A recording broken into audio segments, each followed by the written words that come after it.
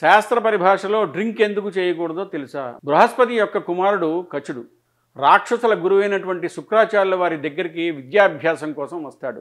ఈలోగా రాక్షసులకు కచుడు శుక్రాచార్యుల వారి దగ్గర మృత సంజీవిని విద్యను నేర్చుకుంటున్నాడన్న అక్కసతో కచుడిని చంపేసి ఆ బూడిదని సురాపానంలో కలిపేసి శుక్రాచార్యుల వారితో తాగిస్తారు.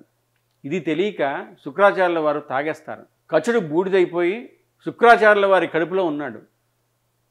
బూడిద కలిపేసి రాక్షసులు నాతో సురాపానం తాగించేశారు అని తన కూతురైనటువంటి దేవయానితో అంటాడు శుక్రాచార్యుల వారు. కచుడు నా కడుపు లోపలికి వెళ్ళిపోయాడు అని తన దివ్య దృష్టితో చూసి తన కూతురైనటువంటి దేవయానితో అంటాడు.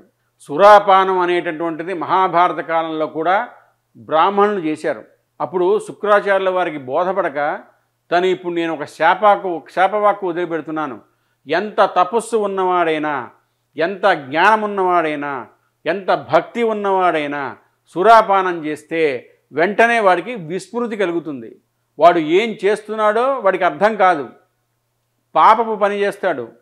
నేను సురాపానం చేయటం వల్ల అందులో కచుని యొక్క బూడిద ఉందని తెలుసుకోలేకపోయాను. కాబట్టి నేను ఇవాల్టి నుంచి లోకానికి ఒక వాక్కు విడిచిపెడుతున్నాను. బ్రాహ్మణునితో సహా మనుష్య పుట్టక పుట్టినవాడు ఎవ్వరూ కూడా సురాపానం చెయ్యరాదు.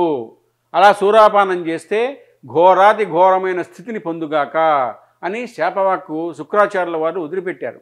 కాబట్టి ఆనాటి నుంచి సురాపానం అనేటటువంటిది పూర్తిగా నిషిద్ధం శాస్త్రంలో. సుమా, మీరు అర్థం చేసుకోగలరని భావిస్తున్నాను.